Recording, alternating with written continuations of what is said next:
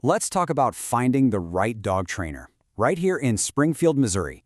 The whole idea is to help you and your dog really enjoy life in our city, not just get by. Just imagine for a second, you're walking through a packed First Friday art walk downtown, and your dog is just trotting along calmly right beside you, not bothered by the crowds, the sounds, nothing. That's not a fantasy. That's what good training can do. So, we're going to help you get there. We'll go through the steps for finding a professional who can help you and your four-legged friend make the absolute most of living in Springfield. Living in Springfield with a dog means you're navigating things like busy farmers markets or walking the beautiful greenway trails. Having that solid training in place is what gives you the confidence to bring your dog along for all of it. Okay, so where do you even start looking for that perfect trainer? Let's break down exactly what you should be looking for to make sure you find a qualified pro who's the right fit.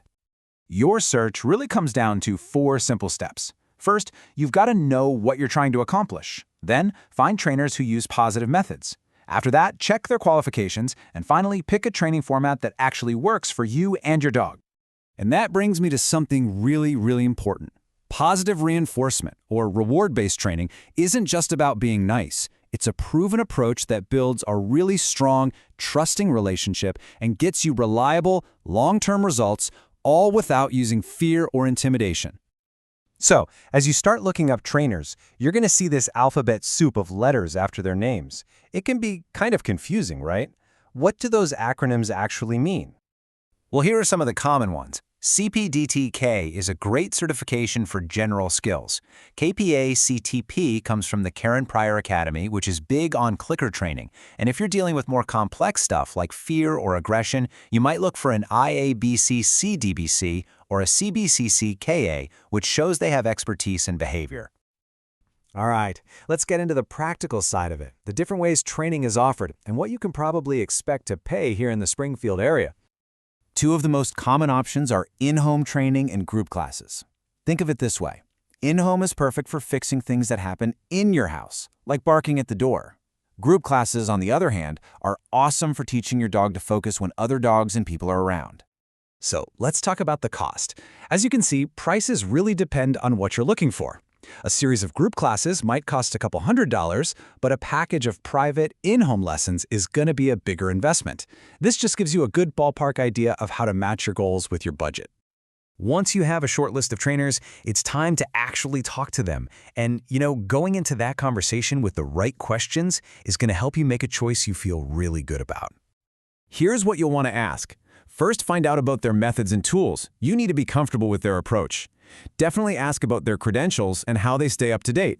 It's also so important to know how they'll tailor a plan for your dog. It should never be a one-size-fits-all thing. Make sure you get a clear picture of all the costs. And finally, ask how they measure progress, so you're both on the same page about what success looks like. The training sessions are really just the start. The real change happens when you take what you've learned and start using it out in the real world. And luckily, Springfield has some fantastic places to do just that. But before you head out, just a quick and important reminder about our local law.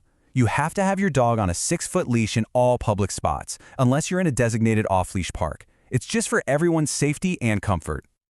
You can actually use our local parks for specific practice. For instance, you could work on recall in a safe, fenced spot like Phelps Grove Dog Park. Or you could practice polite walking around distractions, like bikes and runners on the Frisco Highline Trail.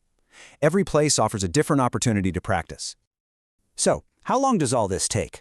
Well, with consistent practice every day, most dogs start showing some really solid progress in about 4 to 8 weeks. That's pretty encouraging. It shows that your hard work can pay off pretty fast.